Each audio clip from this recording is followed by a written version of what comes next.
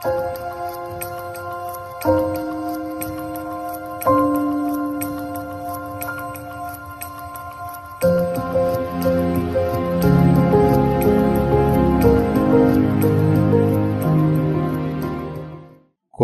రాయబడిన మొదటి పత్రిక మొదటి అధ్యాయము 18వ వచనం చదువుకుందాం.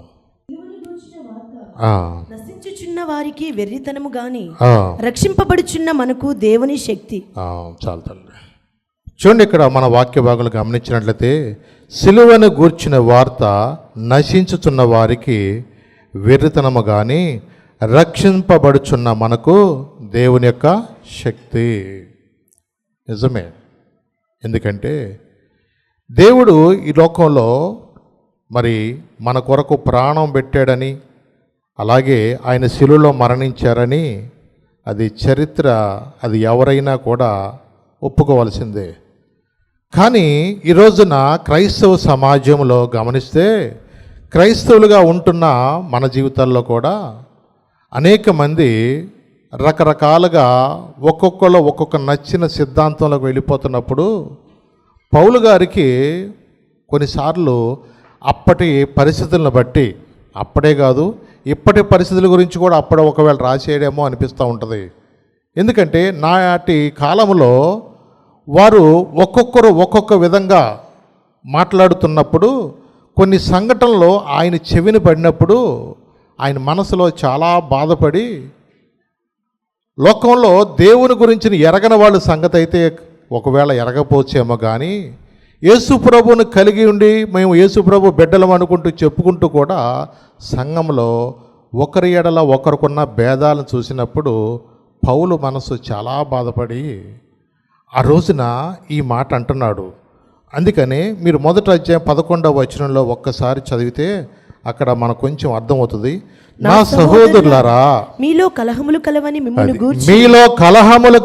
మిమ్మును గూర్చి క్లోయ ఇంటి వారి వలన తెలియవచ్చును. మీలో ఒకడు నేను పౌలు వాడను, ఒకడు నేను అపోల్లో వాడను, మరి ఒకడు నేను కేఫా వాడను, ఇంకొకడు నేను క్రీస్తు వాడనని చెప్పుకొనుచున్నారని నా తాత్పర్యము. చూసారా, ఇక్కడ మనం గమనించినట్లయితే అపోస్తులైన పౌలు గారు వినిన సంగతిని బట్టి ఆయన మాట్లాడుతున్నాడు. ఏమన్నా అంటే, మీలో ఒకడు నేను పౌలు వాడను, ఒకడేమో అపోల్లో వాడను, మరి ఒకడేమో కేఫా వాడను, ఇంకొకడు నేనేమో క్రీస్తు వాడనను చెప్పుకొనుచున్నారని తాత్పర్యము.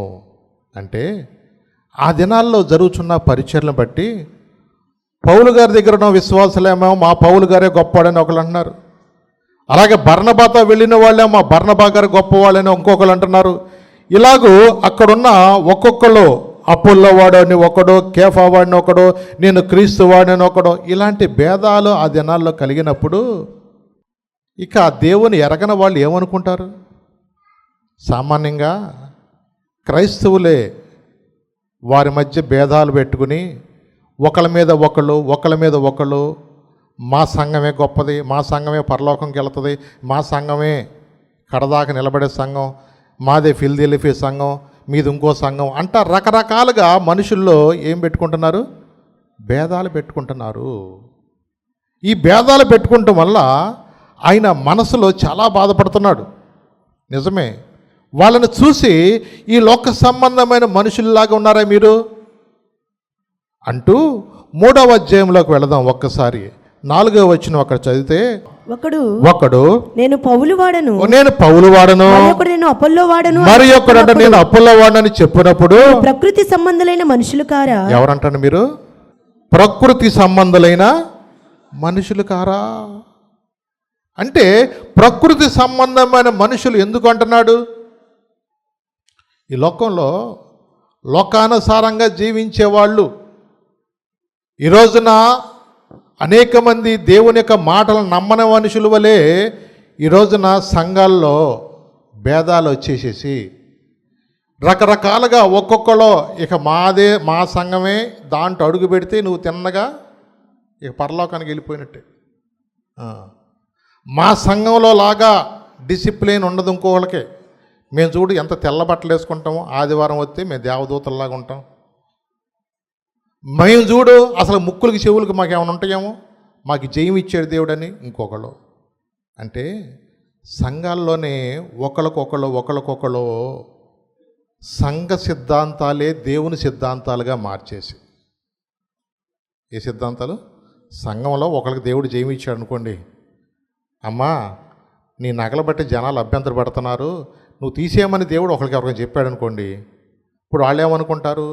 దేవుడు నన్ను తీసేయమన్నాడు కాబట్టి ఇప్పుడు సంఘం అంతా ఏం చేసేలా అంటే నేను ఎట్టుకోకపోతే ఇంకోళ్ళు ఎట్టుకోకూడదు అన్న ఉద్దేశం ఒకవేళ ఉండొచ్చేమో. ఒకవేళ రకరకాలుగా కొంతమంది రకరకాలైన రంగులు సోకులకు బట్టలు వేసుకొస్తున్నారు అనుకోండి, ఇలాగూ వాళ్ళని నాకు జయం రావట్లేదని చెప్పేసి ఒకళ్ళు ఇక లాభం లేదు, తెల్ల సొక్క వేసుకుంటే ఏ రోజు తెల్ల సొక్క వేసుకున్నా ఒకటే అన్నట్టుగా ఒకవేళ వైట్ షర్టే కొంతమంది ధరించవచ్చేమో. అంటే సంఘాల్లో రకరకాలుగా మనుషులు దేవుడు నడిపింపును బట్టి వాళ్ళ యొక్క ఆ ప్రార్థన నడిపింపులో వాళ్ళకి ఒకవేళ దేవుడైనా బయలుపరిచి ఉండొచ్చు, అది మనం తప్పేం అనవసరంలా. కానీ సంఘ సిద్ధాంతాలు ఇప్పుడు ఎలాగైపోతున్నాయంటే దేవుని సిద్ధాంతాలుగా మార్చేసేసి, దేవుడు ఇట్ట చెప్పాడు కాబట్టి ఇలా ఉంటేనే కరెక్టు, ఇలా ఉంటేనే కరెక్టు అని అలా అనుకుంటే దేవుడు ఇన్ని సంఘాలని ఆయన లాక్కొస్తాడో చెప్పండి. ఇప్పుడు ఇన్ని రకాలుగా ఇన్ని సంఘాలు ఎవరు ఆరాధించినా దేవుడు ప్రభువు చెప్పాడు.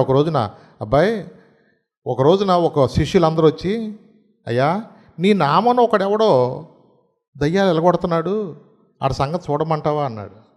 అన్నారా లేదా? కానివ్వండి, ఏదైతే ఏంటాడు దేవుని పని చేస్తున్నాడు కదా, ఆయన అభ్యంతరం పెట్టొద్దు అన్నాడు. ఏ నామంలో? యేసునామంలోనే. అంటే రకరకాలుగా ఒక్కొక్కళ్ళకి ఒక్కొక్క నడిపింపుతో ఒకవేళ దేవుడు ఏమన్నా నడిపించవచ్చేమో, కానీ మనం ఎవరిని అభ్యంతరం పెట్టవసరలా. ఒకటి, దేవుని బిడ్డలుగా మనలో భేదాలు ఉండకూడదు. ఏముండకూడదు? దేవుని ఆరాధించేటప్పుడు సహోదరులు ప్రేమ కలిగి ఉండాలి. మనందరం ఒక తండ్రి నుండి వచ్చిన వాళ్ళమే, మనందరం ఆరాధించుతున్న ఒకే వాక్యము బైబిల్ నుండే. ఒక్కడే సిలువ వేయబడినవాడు, ఆయన్నే ఆరాధిస్తున్నాం. ఈ నలుగురు ఎదురు సిలువ వేయబడలా మన కోసం. మనం ఆరాధించిన దేవుడు నజరేయుడైన యేసునే, మన కొరకు ప్రాణం అర్పించిన యేసు ప్రభువునే మనం ఆరాధిస్తున్నాం. కానీ ఈ రోజున అనేక మంది రకరకాలుగా మనుషులు రకరకాల సిద్ధాంతాలతో, ఒకళ్ళు నేను 40 days మాత్రం నేను ఇలాగే ఉంటాను, నాన్ వెజ్ తిన్నాను. ఒకవేళ నీకు మనసులో అనిపిస్తే తినకోనుండు, మంచిదేగా, ఒళ్ళు తగ్గుద్దుగా, కొవ్వు తగ్గుద్దుగా, కొలెస్ట్రాల్ కూడా తగ్గుద్దుగా, మంచిదే. దానివల్ల ఏమో నాకు తెలిసినంత వరకు ఆకుకూరలు తిన్న వాళ్ళు ఇంకొక ఎక్కువ కాలం బతుకుతారు. అవును, నిజమండి. వెజిటబుల్స్ కానీ ఆకుకూరలు కానీ కూరగాయలు తిన్నవాళ్ళే చురుకుగా ఉంటారు. నా మాట కాదు, మీరు కావాలంటే దానియేలు గారిని అడగండి రేపొద్దునైనా సరే. రాజులు భుజించే భోజనం నాకు మాత్రం వద్దయ్యా, మొక్క గిక్కల మాకు వద్దు, మాకేం కావాలా? ఆకుకూరలు కూరగాయలు భోజనం మాకు చాలు. మరి ఆ పరీక్షించబడగా ఎవడ ముఖం బాగుందన్నారు? దానియేలు ముఖమే ప్రకాశించినట్టుగా ఉందంటండి. వీళ్ళ మొహాలే మొద్దుబారిపోయి బాగా మొట్టేలు గట్టిగా వచ్చి ఒక్కొక్కరికి కొవ్వు పట్టేసి, వాళ్ళు చూస్తేనే చక్కగా నవనవలాడతా మంచి బాగున్నారు. దానియేలు ముఖమే బాగుందన్నారు రోజుల్లో. నిజమే. ఒకవేళ నువ్వు నిర్ణయించుకోపోని 40 days నేను నాన్ వెజ్ తిన్నాను, 40 days నేను పువ్వులే పెట్టుకోను, 40 days నేను తెల్లబట్టలే వేసుకుంటా, ఓకే, దట్స్ ఆల్.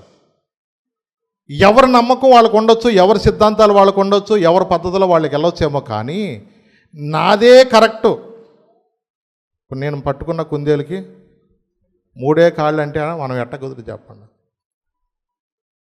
కొన్నిసార్లు మన జీవితాల్లో మనం గమనించుకోవాలా.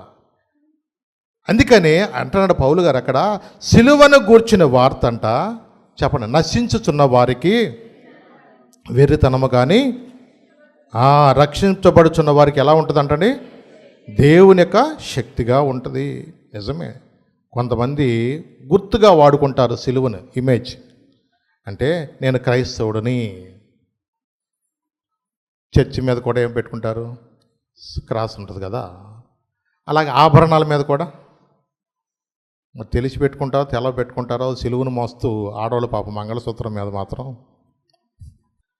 ఏదేమైనా మరి శ్రమలు తెచ్చుకుంటున్నారో మరి శ్రమలు జయిస్తున్నారో యేసు రక్తమే జీవం నాకు తెలియదు, కానీ దేవునికి వందనాలు. ఏదైనా స్త్రీలకు ఏదైనా సాధ్యం. అందుకని ఉమెన్స్ డే రోజున చక్కగా స్త్రీలు అందరూ కూడా మరి చాలా సంతోషంగా వాళ్ళందరూ ఉండాలని దేవుడు కోరుకుంటున్నాడు. ఎందుకంటే ఒక్క మగ పురుగు లేదు. యేసు ప్రభు సిలువ ఎత్తంటే ఒక్క మగ పురుగు లేకోకుండా మిగతా ఎటోళ్ళు అడ్డు పారిపోయారు. నా ప్రాణానికి నీ ప్రాణం అడ్డమైన ఇటు అడ్రస్ లేకుండా పోయాడు ఆయన. అందుకని అక్కడ యేసు ప్రభు గారు అన్నారు, అమ్మలారా నా కోసం ఏడవబాకండి అమ్మా. ఎవరి కోసం ఏడమన్నాడు? మీ ఆయనల కోసం. చర్చికి రాకుండా ఇంకా అరుగుల మీద కూర్చున్నారు కొంతమంది. ఇట్లా మీ పిల్లల కోసం ఆటోల్లో కూర్చుని అటు ఇటు తిరిగి వస్తున్నారు. ఇక మీ పిల్లల కోసం మీ బిడ్డల కోసం మీరు ఏడవండి, నా కోసం మీరు ఏడవద్దు. నిజమే. ఎందుకంటే దేవుడు నిజంగా స్త్రీలను కూడా ఎంతో ప్రేమించారు. ఈ రోజున క్రైస్తవులుగా కొన్నిసార్లు మనం గుర్తుగా ఇంట్లో పెట్టుకుంటాం, అలాగే మందిరాల మీద పెడతాం, బంగారు ఆభరణాలు పెడతాం. ఇలాగ రకరకాలుగా కొంతమంది ఆచారంగా కూడా చేస్తూ ఉంటారు. కొంతమంది ఆధ్యాత్మికంగా కూడా మరి సిలువను జ్ఞాపకం చేసుకుంటూ ఉంటారు. ఎందుకంటే అపోస్తలుడైన పౌలు గారు ఒక చోట రాశాడు. గలతీయులకు రాయబడిన పత్రిక చూద్దాం ఒకసారి. గలతీయులకు రాయబడిన పత్రిక 6వ అధ్యాయం 14వ వచనంలో పౌలు గారు చక్కని మాట అక్కడ రాశాడు. అక్కడ అయితే మన ప్రభు అయిన యేసుక్రీస్తు సిలువ యందు తప్ప మరి దేని యందును అతిశయించుట నాకు దూరం అవునుగాక. దాని వలన నాకు లోకమునకు నేను సిలువ వేయబడి ఉన్నాము. అంటే లోకానికి నేనేమైపోయినాను? సిలువ వేయబడి ఉన్నాను. అంటే చూడండి, ఈ లోకంలో జయం అనేది పౌలు గారు పొందుకున్నాడు. ఒకటి, ఈ రోజున నా అతిశయం ఏదన్నా ఉందంటే అది కేవలము ప్రభువును బట్టి, ప్రభు శిలువలో కార్చిన రక్తాన్ని బట్టే. అవునండి. ఈ రోజున క్రైస్తవులుగా మనకు ఒక ధైర్యం ఏంటంటే యేసు ప్రభువును మనము కలిగి ఉన్నాం కాబట్టి మనం ఎక్కడికి వెళ్ళినా మనకు ఒక ధైర్యం. యెహోవా యందు భయభక్తులు గల వారి చుట్టూ ఎవరుంటారు? ఆయన దూతలు కావాలండి వారిని రక్షిస్తాయి. నిజమే. ఈ రోజున దేవుని బిడ్డలుగా దేవుని యొక్క కృప మనందరికీ ఆయన ఇస్తాడు. నిజమే. ఈ లోకంలో చాలామందికి ఆ సత్యము తెలియక లోకంలో ఏదో పాపం వాళ్ళ బాధలను బట్టి పాపం ఎంతోమంది పాపం వాళ్ళ జీవితాలు ముగించుకుంటున్నారు. నిజమే. ఒక తండ్రి పాపం పేదరికాన్ని బట్టి ఆటో నడుపుకుంటున్న వ్యక్తి ఆ 3 ఆడపిల్లలు 5 సంవత్సరాలు, 7 సంవత్సరాలు, 8 సంవత్సరాలు ఆడపిల్లలనంట నిన్న దినమందు పాపం వాళ్ళకి ఏదో పప్పలు కొని పెడతాను బయటికి తీసుకెళ్ళి వాళ్ళ 3 పాపం చంపేసి చెరువులో పడేశాడు. ఇలాంటివి వింటా ఉంటుంటే ఉమెన్స్ డే అనుకుని ఎంతో సంతోషంగా ఉంటున్నాం, కానీ ఆడపిల్లలకి భద్రత లేదే అనిపిస్తుంది. అంటే ఒక పేదరికం ఉంటే బిడ్డలు చంపేసుకుంటారు ఎవడన్నా. నాకు తెలిసినంతవరకు ఏ తండ్రి చంపలేడు, కానీ కొన్నిసార్లు కొన్నిసార్లు ఆ చీకటి శక్తులు మనుషులు అలా ప్రేరేపిస్తాయి. ఏమండి, ఏ తండ్రి అయినా బిడ్డలను ఎంతో జాగ్రత్తగా పెంచుకుంటాడండి. వాళ్ళ కోసం నిద్రలేని రాత్రులు గడుపుతారండి నాకు తెలిసినంతవరకు. కానీ కొన్ని మనుషుల్లో గ్రహింపు లేకోకుండా నా బిడ్డల్ని ఎందుకు నా చేతులతో చంపడమైన ఆలోచన కూడా రానియకుండా చేసేది అపవాదేనండి. ఈ రోజున గవర్నమెంట్ ఉచితంగా వాళ్ళు పెంచుద్దండి. వాళ్ళ నువ్వు పెంచలేకపోతే హాస్టల్లో ఇవ్వపోని పిల్లలు పెంచుకునే వాళ్ళు బోల్డ్ మంది ఉన్నారు. నాకు తెలుసు పిల్లలు లేని వాళ్ళు చాలామంది ఉన్నారు రోజున. దేవుడేమో వాళ్ళకి పాపం పిల్లలు లేక నానా బాధలు కొంతమంది పడతా ఉంటాడు, కొంతమంది గ్రహింపకుండా బంగారం వంటి చేతులు పిల్లల్ని తన చేతులతో చంపుకునే ఎలాగ మన చేతులు వస్తున్నాయి ఈ రోజున. ఇలాంటి సమాజాన్ని కొన్నిసార్లు చూస్తుంటే అయ్యో సమాజం ఎటిల్లిపోతుంది. నిజమే. ఈ రోజున క్షేమము లేని దినాల్లో ఈ రోజున పిల్లలు ఉంటున్నారు ఈ రోజున. అవునండి. కానీ ఆయన అంటున్నాడు, నాకు లోకమునకు ఏమన్నాను నేను సిలువేయబడి ఉన్నాను. అంటే ఏంటంటే ఇక తను అన్ని విషయాల్లో కూడా జయం పొందాడు. ఇక దేవుని కోసమే నేను బ్రతకాలి తప్ప నాలో ఇంకేది లేదు. తన మనసులో ఇక దేవుణ్ణి మహిమపరచడం, దేవుని కోసం శ్రమ పడటం, దేవుని కోసం తన జీవితాన్ని సర్వస్వం సమర్పించేసుకున్నాడు. వివాహం కూడా చేసుకోవాలి పౌలు గారు. నాకులాగుంటే మంచిది అన్నాడు, కానీ చేసుకుంటాం మరీ మంచిది. ఎందుకంటే ఉన్న సిట్యువేషన్లు బట్టి అందరూ ఆ జయం పొందలేరు కాబట్టి. దేవుడు ఎప్పుడు కూడా నరుడు ఒంటరిగా ఉండటం మంచిది కాదని వివాహం చేసుకోమన్నాడు. మీరు చక్కగా ఫలించి అభివృద్ధి చెందమన్నాడు. కానీ దేవుని కోసం నిలబడతానని చెప్పి చెడ్డ ఆలోచనలు రానోళ్ళు, అది శరీరం అనేది ఎప్పుడు కానీ ఏది ఎలుబడి చేస్తూ ఉంటుంది మనిషిలో. కానీ ఆ జయం పొందాలంటే చాలా ప్రార్థన అవసరం. ఇక ఆ ఆలోచన లేని వ్యక్తిగా ప్రార్థనలో మనం ఉండటమే మంచిది అలా ఉంటే గనక. లేకపోతే మాత్రం చాలామంది అలా అనుకున్న వాళ్ళు, నిలబడలేని వాళ్ళు చాలామంది ఉన్నారు. దేవుని నామానికి కూడా అవమానకరంగా కూడా చాలామంది జీవిస్తూ ఉన్నారు. మనం అలా ఉండటానికి కాదండి. అందుకని ఈ రోజున చాలామందికి గ్రహింపు ఉంది ఏంటంటే, ఈ రోజున యేసు ప్రభు వారి గురించి వాక్య భాగం ఏం చెప్తుందంటే, ఇంకొక చోట రాయబడిన మాట చూద్దాం. గలతీయులు రాయబడిన పత్రిక 3వ అధ్యాయము 14వ వచనంలో ఏముందంట? ఆత్మను గుర్చిన వాగ్దానము విశ్వాసం వలన మనకు లభించినట్లు అబ్రహాము పొందిన ఆశీర్వచనము క్రీస్తు యేసు ద్వారా అన్యజనులకు కలుగుటకై క్రీస్తు మన కోసము శాపమై మనలను ధర్మశాస్త్రం యొక్క శాపము నుండి విమోచించెను. ఇందును గూర్చి మ్రాను మీద వ్రేలాడిన ప్రతివాడును శాపగ్రస్తుడు రాయబడి ఉన్నది. చూసారా? మ్రాను మీద వ్రేలాడిన వాడు ప్రతివాడు కూడా. రోమా సైన్యము ఆ దినాల్లో కొంతమందికి పనిష్మెంట్ ఇవ్వటానికి, అంటే భయంకరమైన నేరస్తులకు, ఉగ్రవాదులకు కానీ అలాంటి నేరం చేసిన వాళ్ళకు ఆ రోజుల్లో వాళ్ళు ఏం చేసేయాలంటే సిలువ మరణము, అంటే 2 చెక్క ముక్కలు నిలువుగోటి అడ్డంగా ఒకటి వేసి ఆ సిలువ మీద వాళ్ళని ఏం చేసేవాళ్ళంటే మేకులతో అలా కొట్టేసి అటు ఏలాడేసేవాళ్ళు. ఆ వేలాడేసినప్పుడు ఆ బాధతో వాళ్ళు అలా ఏలాడుతా అలాగే సిలువ మీదే చచ్చిపోవాలి. ఆ చనిపోకపోతే అదే నిస్సహాయ స్థితిని బట్టి కొన్నిసార్లు ఆ రాబందులు కొన్నిసార్లు మనుషుల దగ్గరికి వచ్చేసాయి. సామాన్యంగా మనకు తెలుసు, దోమలు కూడా ఎప్పుడు కొడతాయి అనుకున్నారు? మీరు ముమ్మరమైన పనిలో ఉన్నప్పుడు, ఈ చెయ్యి ఆ చెయ్యి కదపటానికి వెళ్ళినప్పుడు. ఇప్పుడు కొంతమంది స్త్రీలు అంట్లు తోముతున్నారు అనుకోండి, ఆ అంట్లు తోమేటప్పుడు వాళ్ళు ఈ చెయ్యి బిజీగా ఉంటుంది, ఇంకొక చెయ్యి బిజీగా ఉంటుంది. ఈ 2 చెయ్యిలు బిజీగా ఉన్నప్పుడు మసితో మొహమ్మే కొట్టుకోగలవా? నువ్వు ఇట్టెట్ట అంటావు కానీ అది ఎక్కడ కదులుతుంది? నీ చేతులు బాగా పనిలో ఉన్న సంగతి దానికి బాగా తెలుసు. ఈ మసి మొహం తిట్టగా మసి మీద కొట్టుకోలేరు వీళ్ళు అని ఆ టైంలో ఏం చేస్తుంది? అది నీ చేతులు 2 గట్టిగా లాగుతా చూస్తాయి. నువ్వు ఇట్టా అన్న కదలదు అది. ఎందుకు? నీ నిస్సహాయ స్థితి దానికి తెలుసు. అది ఉంటాకి కూతంతున్నా దానికి ఒంటి నిండా కళ్ళే, అటు చూస్తుంది ఇటు చూస్తుంది అన్ని వైపు నుంచి చూస్తూ ఉంటుంది. అది పాలు తీసే టైంలో కూడా నువ్వు ఇదే పనిలో ఎట్టెట్టెట్టా ఉంటే అదేం చేస్తుంది? నీ చేతులను పట్టుకుని కాళ్ళను పట్టుకుని మధ్యలో ఏం చేస్తావు? నువ్వు ఎట్టెట్ట అనలేవుగా. నిజమే. అలాగూ కొన్ని రాబందులు కూడా ఆ కాలంలో ఏం చేసాయంట, ఏ మనిషి అయితే సిలువలో అలాగూ 2 చేతులు 2 కాళ్ళు కదలలేని స్థితిలో ఉన్నాడో వచ్చి కళ్ళు 2 తోడేసి ఆ గుడ్లలో నుంచి అట్లాగ పొడుచుకుంటా మాంసం బతికున్న మనిషిని అలా తింటా ఉండేయంట. నిజమే. కొన్నిసార్లు నిజంగా ఇలాంటి సిట్యువేషన్లో మీకు పోయినసారి కూడా ఒకసారి చెప్పినట్టుగా నా ఉమెన్స్ డే రోజున సౌలు యొక్క ఉపపత్ని గురించి చెప్పానా?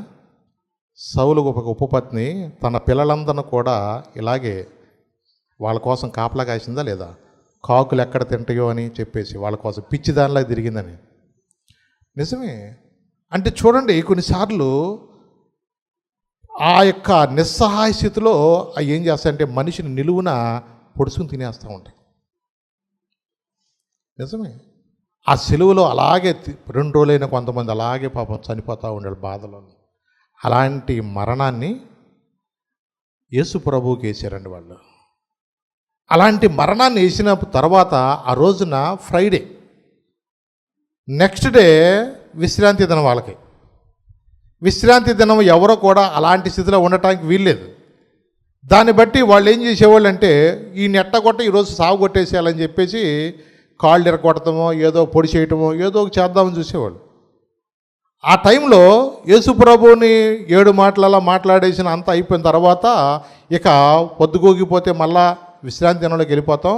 కాబట్టి వీళ్ళని సెలువు మీద ఉంచకూడదు. కాబట్టి వీళ్ళని మనం ఏం చేయాలంటే వీళ్ళని ఎలాగోలా చంపేసి తీసేద్దామని చెప్పేసి అప్పుడు ఆ రాణువారు వచ్చినప్పుడు ఏం చేశారంటే ఆ బరిసితో యేసుప్రభు పొట్టలో పొడి చూస్తే అప్పటికే చనిపోయాడు ఆయన. అప్పటికే ఆయన చనిపోయాడు. వాళ్ళు ఆశ్చర్యపోతున్నారు, ఏంటి ఇంత త్వరగా చనిపోయాడు ఆయన? ఈ దొంగలు చచ్చిపోవాలా, వాళ్ళ కాళ్ళు ఎరగొట్టారు అంటే. చూడండి, కొన్నిసార్లు లేఖనాలను బట్టి యేసుప్రభు యొక్క ఎముకలలో కూడా ఏది కూడా ఎరవబడదని కూడా చెప్పారు. అవునండి, ఆయన మన కొరకు తన రక్తాన్ని చిందించాడండి ఆయన. కానీ ఈ రోజున మనుషులకు అర్థం కాదు ఏంటంటే నశించిపోతున్న వారుగా ఉన్న రోజున చాలామంది. నిజమేనండి, చాలామందికి ఆ చక్కను గుర్తు చేసుకుంటున్నారు కానీ యేసుప్రభు వారు సిలువను జయించారన్న మర్మం కొంతమందికి తెలియదు. ఏదో ఫ్యాషన్గా కొంతమంది సినిమాల్లో కూడా పెట్టి వాళ్ళకి ఏదో పేర్లు పెట్టేసి చెవుకాడికి ఒకడు పెడతాడు, మెడలో పెట్టేసి ఆయన రౌడీవని చేసేస్తారు. అంటే యేసుప్రభు బిడ్డలు రౌడీలుగా ఉంటారండి ఎక్కడన్నా? ఇలాంటి పేర్లు పెట్టేసి వాళ్ళకి వికృతమైన రూపాలు పెట్టేసి మనుషులను అలాగూ ఇవాళ పిక్చరైజ్ చేస్తున్నారు జనాలకి. వాళ్ళు యేసుప్రభు బిడ్డలు ఎప్పుడు అలా ఉండరండి. యేసుప్రభు బిడ్డలు ఎప్పుడు కూడా ఆయన పరిశుద్ధులుగా ఉండటానికి, దీనులుగా ఉండటానికి, క్రీస్తు ప్రేమను కలిగి ఉండటానికే యేసుప్రభు వారు ఆ మనసు కలిగి ఉన్నాడు. కాబట్టి పౌలు గారు అన్నాడు, క్రీస్తు యేసునకు కలిగిన ఈ మనస్సును కూడా మీరు కలిగి ఉండండి అన్నాడు. నిజమేనండి. ఈ రోజున చాలామంది కూడా మనుషులకు తెలియంది ఏంటంటే సిలువను గురించి చాలామంది కూడా తేలిగ్గా మాట్లాడుతున్నారు. కానీ యేసు ప్రభువు వారు ఒక మాట చెప్పారు. ఆయన ఉన్న దినాల్లోనే ఒక మాట చెప్పారు. ఆ మాట మీకు జ్ఞాపం చేస్తాను. మత్తయి సువార్త 16వ అధ్యాయము 24వ వచనం. అప్పుడు యేసు తన శిష్యులను చూచి ఎవడైనను నన్ను వెంబడింపగోరిన ఎడల తనను తాను ఉపేక్షించుకొని తన సిలువనెత్తుకుని నన్ను వెంబడింపవలెను. చూసారా, తనను తాను ఉపేక్షించుకుని ఏం చేయాలంటనే? తన సిలువనెత్తుకుని నన్ను వెంబడించాలి. అంటే ఏంటి చెప్పండి? మెల్ల సిలువ వేసేసుకోండి ప్రార్థన వాళ్ళందరూ అన్నారా? మా ఆవిడ వాళ్ళు ఎట్టాగా సిలువలు వేసుకుంటున్నారు, మేము కూడా ఇంకొక రకంగా సిలువ వేసుకుందాం అనుకున్నారా? మేము కూడా చేంజ్ చేసుకుని దానికి సిలువ వేసుకుందాం అనుకున్నారా? సిలువనెత్తుకుని అంటే యేసు ప్రభువుని వెంబడించేటప్పుడు కొన్నిసార్లు శ్రమల గుండా వెళ్ళాలని అర్థం. దాని గురించి ఏంటంటే అర్థం, ప్రభువుని వెంబడించేటప్పుడు మీకు పూలపానపులాగా ఉంటుందని చెప్పలా యేసు ప్రభు. ఎక్కడ మీకు మొత్తం కలిసి వచ్చేస్తుందని చెప్పాడా? ఒకటి, ప్రభువును వెంబడించేటప్పుడు యేసు ప్రభు చెప్పింది ఏంటంటే తన సిలువను ఎత్తుకుని నన్ను వెంబడించాలి అన్నాడు. అంటే ఏంటంటే కొన్ని పోరాటాల గుండా నువ్వు వెళ్ళాలి. ఈ పోరాటాల గుండా నువ్వు వెళుతున్న సమయంలో నువ్వు జయించడానికి శక్తిని కూడా నీకు ఆయన ఇస్తాడు. నువ్వు నిలబడలేవేమో అనుకుంటావు, కానీ నీవు ఆయన మీద ఆధారపడితే తప్పకుండా నువ్వు పడిపోకోకుండా అన్ని విషయాల్లో నీ చేయి పట్టుకుంటాడు. నువ్వు శోధన కలిగే స్థలాల్లో వెళ్ళకోకుండా నువ్వు జాగ్రత్తగా ఉండాలి. మెయిన్ అందుకని అమ్మాళ్ళు చెప్తారు, పద్దాక అక్కడికి వెళ్ళబాక అబ్బాయి అన్నారు అనుకోండి, వెళ్ళకుండా ఉంటాం మంచిది. పద్దాక ఫోన్ చూడబాక అన్నారు చెప్పనుకోండి, ఏం చేయాలా? చూడకుండా మంచిది. కానీ వాళ్ళ పిల్లలకి వాళ్ళు చెప్పగలుగుతున్నారు. ఇవాళ లేచిన కాడి నుంచి పిల్లలు కూడా పెద్దోళ్ళు కాడి నుంచి ఈ రోజున శోధించబడుతూనే ఉన్నారు. నిజమేనండి. ఈ రోజున చాలామంది కూడా వాళ్ళ ఆత్మీయ జీవితంలో నశించిపోవటానికి సెల్ ఫోన్ ఒక కారణం అని కూడా చెప్పచ్చు.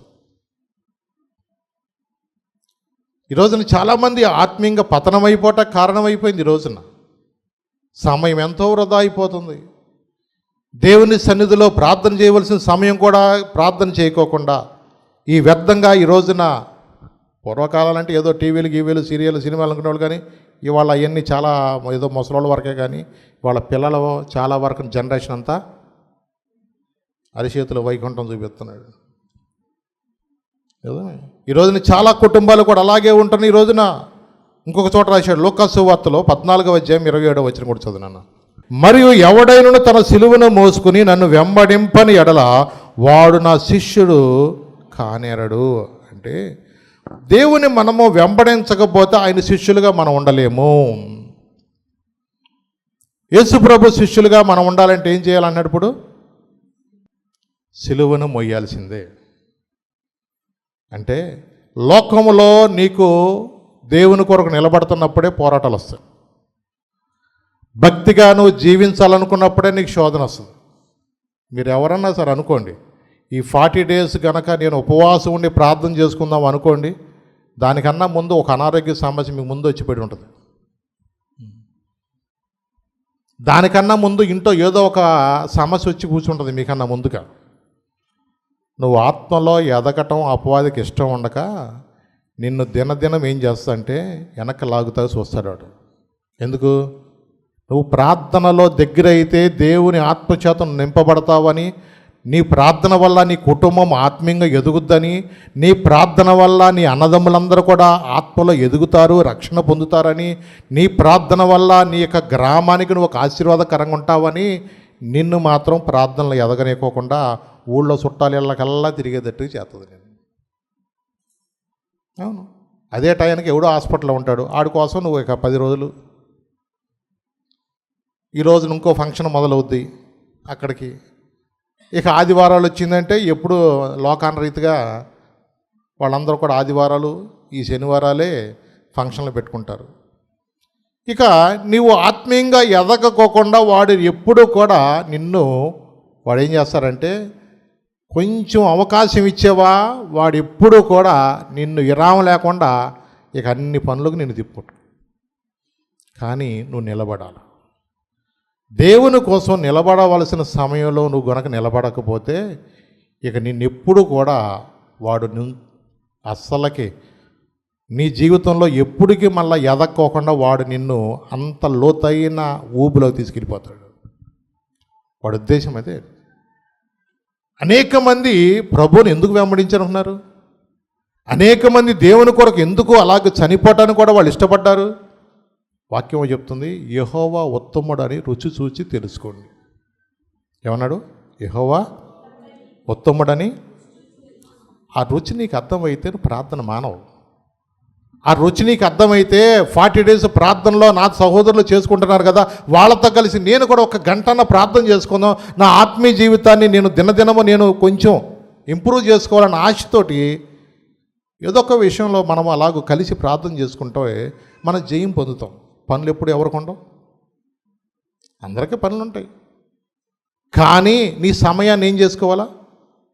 అందుకని పౌలు గారు అన్నాడు, నాకు లోకానికి నేను సిలువేయబడేయటం అన్నావు. అంటే ఏంటంటే నీలో ఆ నిర్ణయం తీసుకునే స్టెప్ నీలో లేదు. ఈ లోక సంబంధమైన అన్నిటిలో కార్యక్రమాల్లో ఉండటానికి సమయం దొరుకుతుంది, కానీ దేవుని కొరకు నేను నిలబడాలి, దేవుని సన్నిధిలో నిలబడాలి.